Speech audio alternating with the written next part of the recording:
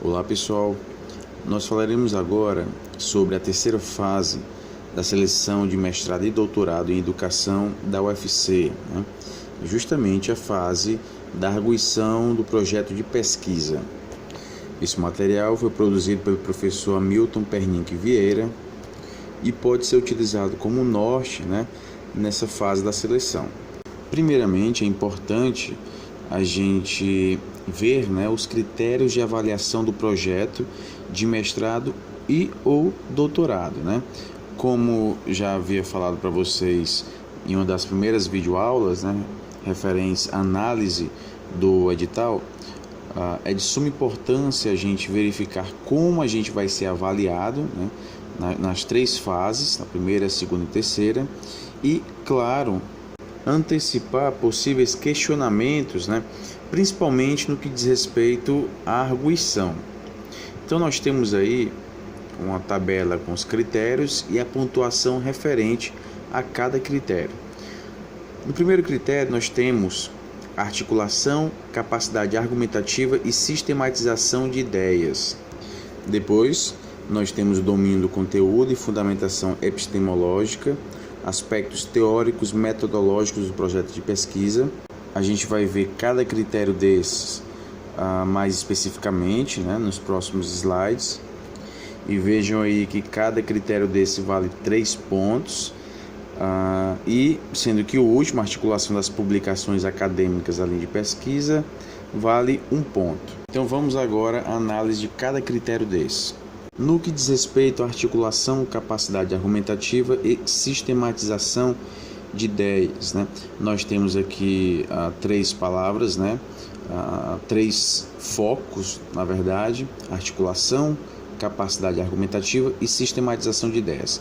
No que diz respeito à articulação, nós temos aí 2 fatores importantes: a clareza e a fluência.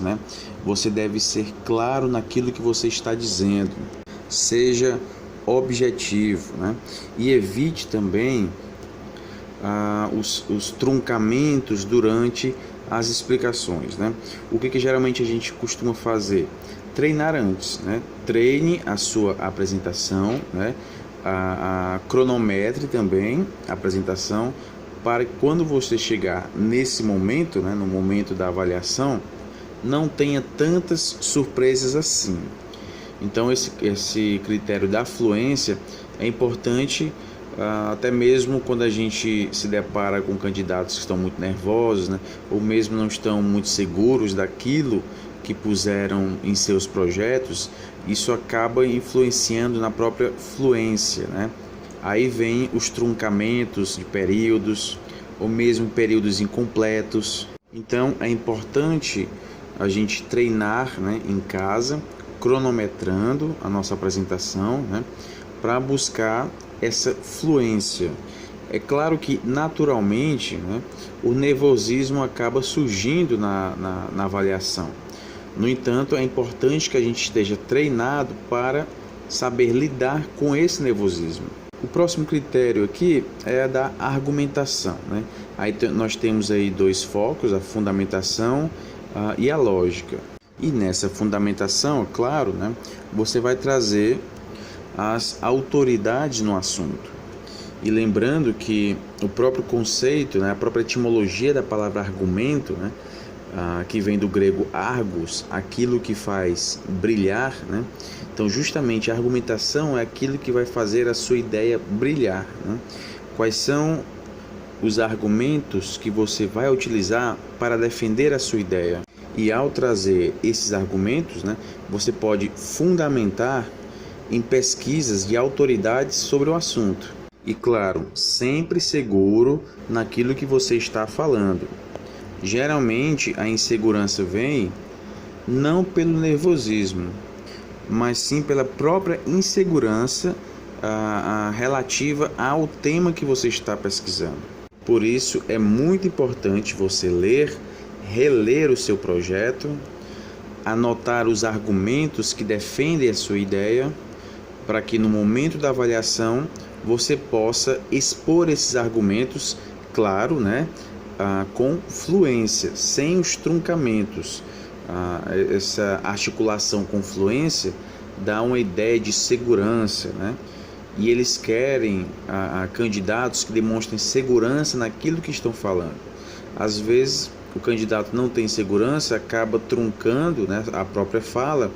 Isso passa uma certa desconfiança para a banca, né, de que você não tem domínio daquilo que está falando. Em relação à sistematização, nós temos a organização e a sequência progressiva. Um dos principais pontos do projeto é justamente a problematização, né, que são as perguntas de pesquisa que vão guiar a sua pesquisa, né? Ou seja, quais são as perguntas que você pretende responder com a sua pesquisa. E isso talvez seja um dos pontos mais importantes do projeto.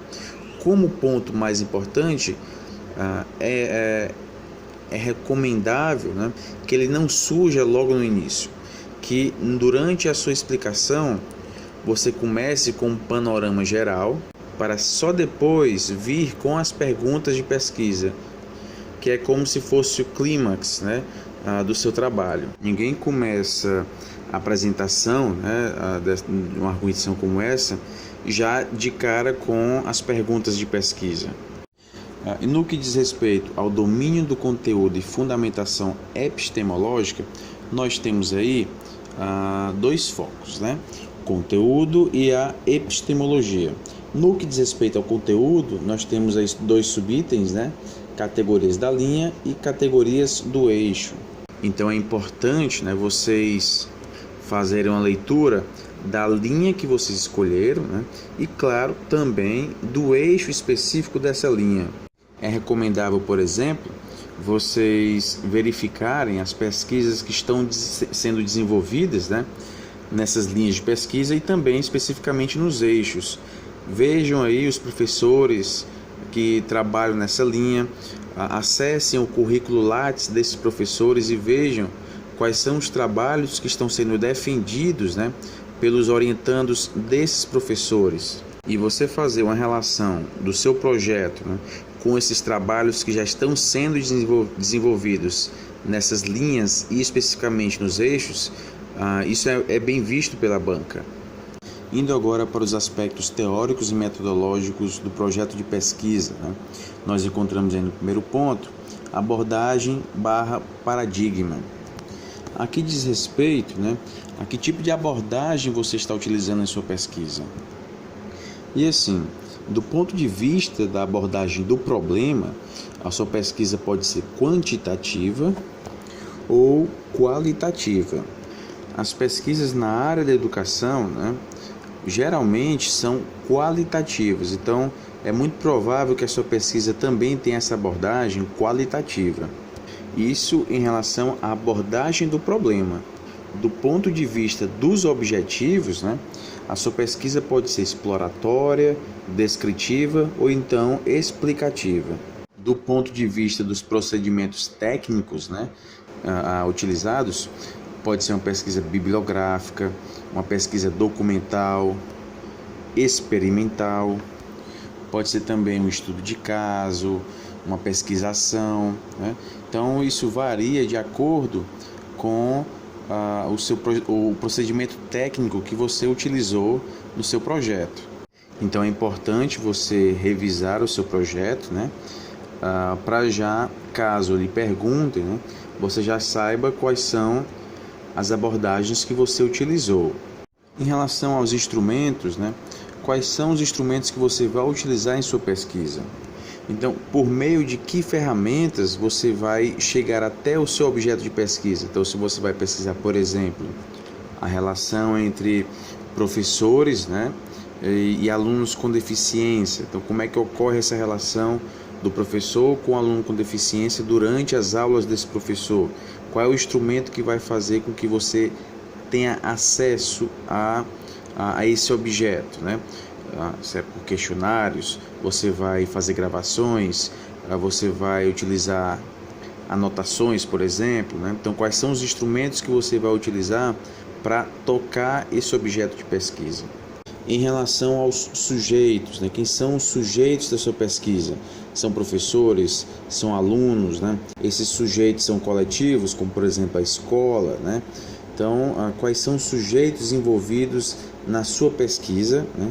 Por que esses sujeitos foram escolhidos, né? Porque geralmente quando a gente decide escolher determinadas escolas, né? Ou mesmo abordar um determinado ano, né? A gente tem que explicar por que a gente escolheu esse ano, por que são essas escolas, por que são esses professores do ensino infantil ou do ensino fundamental, do ensino médio. A gente tem que explicar direitinho por que a gente utilizou e quais são, claro, os critérios utilizados para a escolha desses sujeitos, né? Como se trata de uma pesquisa na área da educação, muito provavelmente a gente vai estar tratando com sujeitos, né? Daí surge um aspecto ético, né? É importante que no seu projeto você fale, né, que vai submeter a cada sujeito desse um termo de livre consentimento, né, esclarecido, um documento, né, no qual constam informações relacionadas à sua pesquisa, né, e também deve estar assinado pelos sujeitos que estão participando dessa pesquisa. Esse documento é apresentado no comitê de ética relacionado à sua universidade, né, no caso a UFC, né, e só depois de autorizado você pode realizar a sua pesquisa.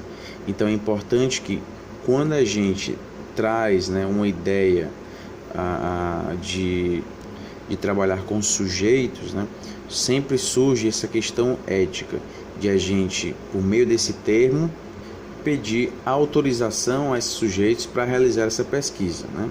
Sempre lembrando que caso eles queiram sair em qualquer momento da pesquisa, eles vão poder sair. Caso eles queiram retirar, né, informações relacionadas a eles, né, mesmo sendo no anonimato, isso deve ser feito, né? Então, esses fatores estão presentes no termo de livre consentimento. É importante também que você já pense, né, em fatores como os que constam aí, né, em relação à articulação pessoal, né, a sua trajetória de vida, aproximações com o projeto. Então é importante que a gente busque, né, na nossa própria trajetória, relacionar essa trajetória nossa com aquilo que a gente pretende pesquisar, né, para justamente mostrar que aquele objeto que a gente está trazendo não caiu de paraquedas, já é algo que faz parte da nossa própria trajetória. E por fazer parte de nossa própria trajetória, já traz essa contribuição pessoal, né?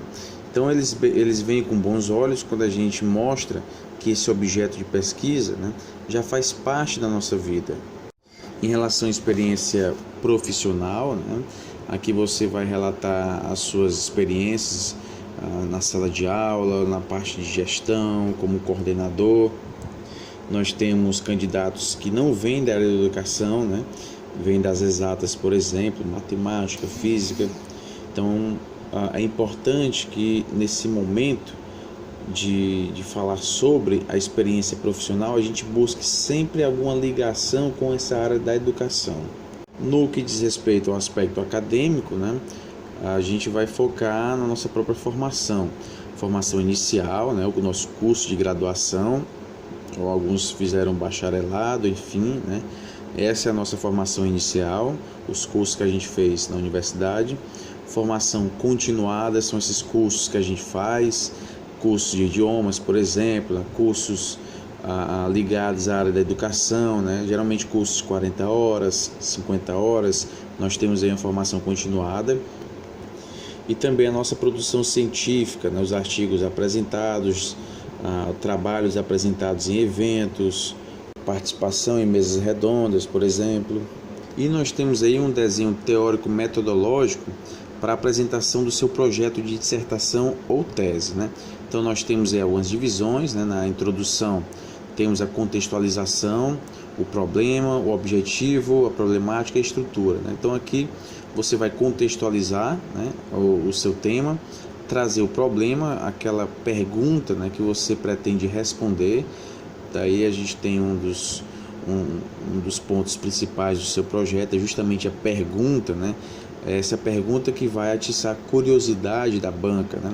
Será que realmente é válido, né, a gente aceitar um projeto que busque responder a essa pergunta? Será que realmente é uma pergunta, uma pergunta interessante, uma pergunta importante? Em relação à justificativa, né, é legal a gente trazer aí esse tripé, né, justificativa pessoal, uma acadêmica e uma social, né? Por que esse projeto é importante para você? E aqui se relaciona muito com a sua trajetória de vida. Quando a gente mostra que esse objeto de pesquisa já faz parte da nossa trajetória, a gente já traz aí uma justificativa pessoal, né? Acadêmica, desenvolver esse projeto vai gerar o que para a academia, né? As pesquisas que existem sobre esse tema, né? Um ponto de vista diferente vai influenciar na teoria, uma nova abordagem na área da educação, enfim, né? Então, o que o seu projeto, né, a sua pesquisa, né, vai trazer de contribuição para a academia? No que diz respeito ao aspecto social, né, o que ele vai contribuir para a sociedade? Diminuir a desigualdade, aumentar o nível de escolaridade dos meninos, o mesmo nível de letramento, enfim. São aspectos, né, que fogem do meramente teórico, né, e já vão para os aspectos práticos, né? É como se fosse uma pesquisa mais aplicada. E aí que a gente vê esse viés social, né? Então pense nesse tripé. O seu projeto, né, de pesquisa, né?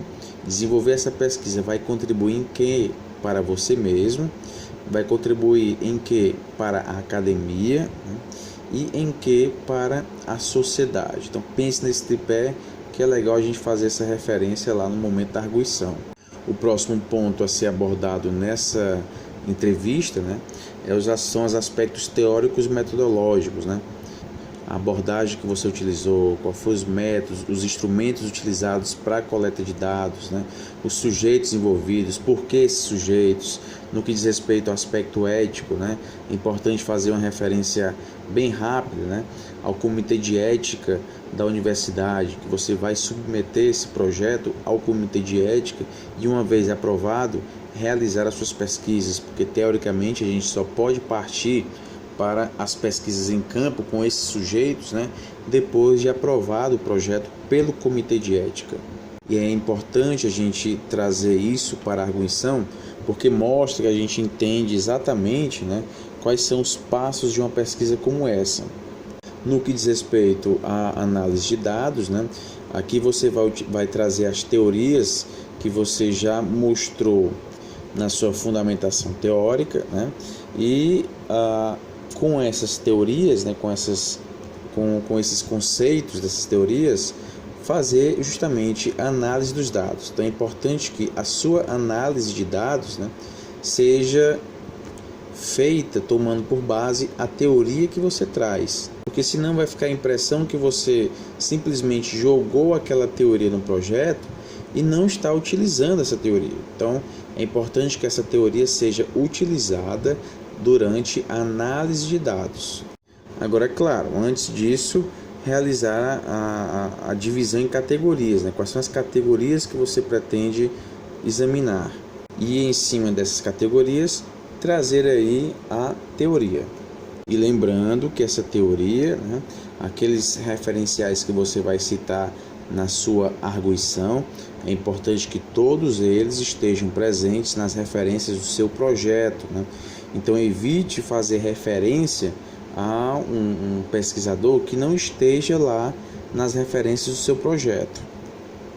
Nós temos aí uma sugestão de divisão do tempo, né? Vocês terão 20 minutos, nós dividimos aí 2 minutos para a introdução, 2 minutos para a justificativa, aspectos teórico-metodológicos temos 4 minutos, fundamentação teórica 7, análise de dados 3 e as referências 2 minutos, né? Por que nos aspectos teórico-metodológicos e na fundamentação teórica nós pusemos aí mais minutos, né? Porque é justamente os pontos, né, que vão mostrar a sua segurança em relação aos aspectos teóricos, né? Então talvez seja aí o ponto mais crítico da sua apresentação, né? Demonstrar fluência, segurança, objetividade, ao fazer referência aos teóricos, né? E também nos procedimentos metodológicos, porque isso passa para a banca segurança, né? E claro, passa para ela uma imagem de um candidato que não vai dar trabalho para eles, né? Um candidato que conhece exatamente os caminhos, né, que deverão ser trilhados para realizar essa pesquisa. Uma coisa que eles não gostam é de candidato que chegue nessa arguição cometendo algumas gafes conceituais, trazendo propostas metodológicas equivocadas que não se relacionam com o projeto, né? Então eles não querem isso. Geralmente isso não acontece porque o projeto já foi avaliado antes. Agora, aqueles que, por sorte, né, tiveram o projeto aprovado e acabem cometendo essas gafes durante a apresentação do projeto, vai passar com certeza uma insegurança para a banca, né? E muito provavelmente vai ter a sua nota reduzida, ocasionando assim a sua eliminação do processo. Tá ok, pessoal? Então aqui são algumas explicações rápidas referentes a essa importante etapa da seleção, né? A última etapa, que é eliminatória. Depois disso nós só temos a parte que é classificatória, que é justamente a parte dos títulos, né? A etapa dos títulos. Não se esqueçam de treinar em casa a apresentação, cronometrem a apresentação, né? É legal a gente utilizar muito bem todo esse tempo, todos esses 20 minutos, né? Porque passa para eles também uma imagem, né, de um candidato que tem conteúdo, né, que tem leituras. Então, treine aí. Geralmente, quando a gente tem uma apresentação de 20 minutos, né, a gente treina para atingir 25 minutos, porque lá no momento o nervosismo acaba fazendo com que a gente perca algumas informações e a apresentação vai se reduzindo, né? Então, treine aí uma apresentação para entre 20 e 25 minutos e lá, claro, né, vocês vão regulando esse tempo, tá ok? Evitem apresentar aí o projeto de vocês rapidamente e utilizem bem o tempo que foi disponibilizado para vocês, tá ok? Então é isso, a gente deseja uma boa sorte a quem vai para essa terceira fase e até a próxima.